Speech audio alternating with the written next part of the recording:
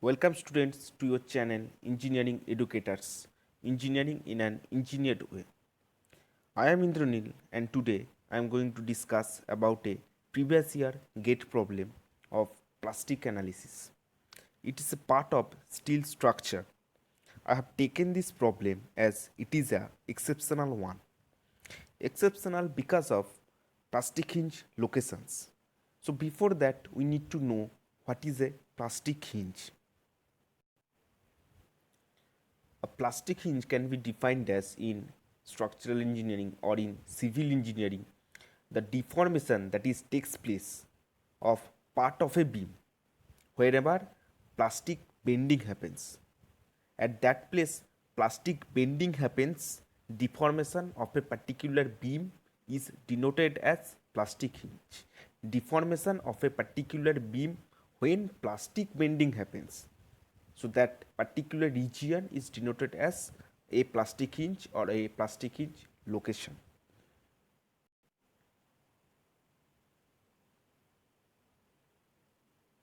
There are some standard cases for plastic hinge locations. For fixed beam, no load is acting. The number of plastic hinge will be 2 at the supports, at the both supports. For fixed beam, point load is acting at the midpoint. Then the number of plastic hinge will be 3 at the supports and at the midpoint where load is acting. For UDL, the plastic hinge location will be 3. 2 plus 1 at the 0 CR. 0 CR is occurring at the midpoint. And for continuous beam, the number of plastic hinge location will be at the intermediate support.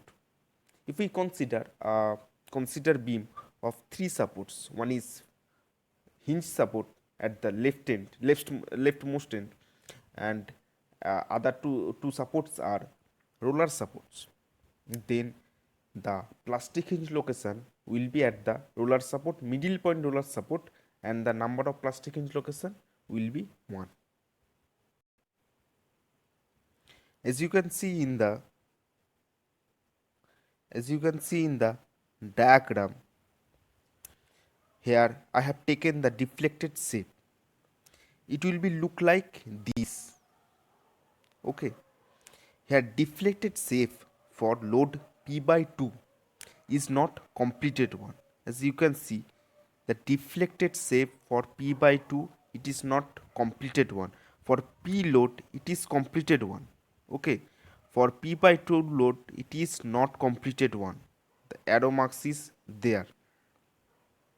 So there will be 2 plastic hinge location if the beam length extends and there will be a support. If here will be a support and beam length is extends, but here it is not completing the deformation, so that's why the number of plastic hinge location will be at the under the beneath the load the P, that is at this point. For P by 2 loads there will not be a plastic hinge location.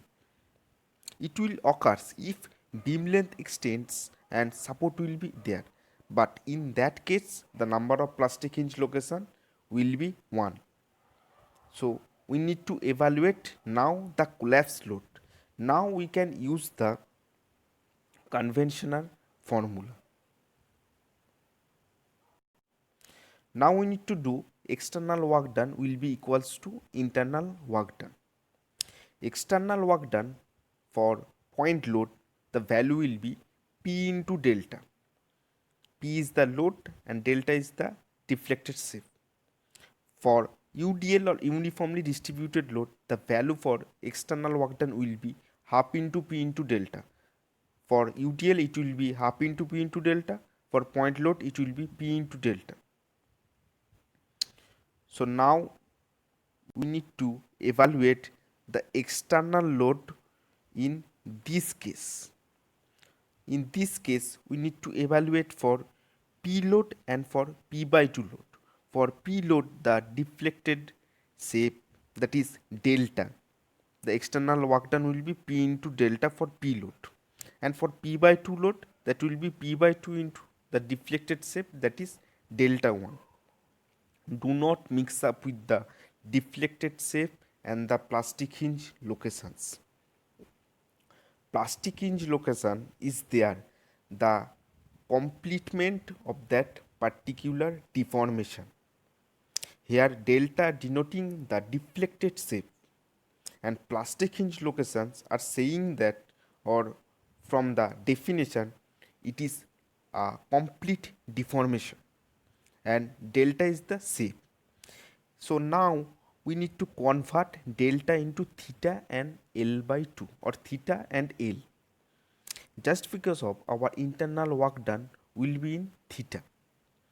So if we consider the deflected shape delta, okay, and the length is L by 2 for point load P and the angle is theta, so we can say tan theta will be equals to delta to the L by 2, it will be tan theta, and as theta is very small, so tan theta will be equals to theta, that means theta is equals to delta to the L by 2, and for P by 2 load the value will be there delta 1 to the L by 3.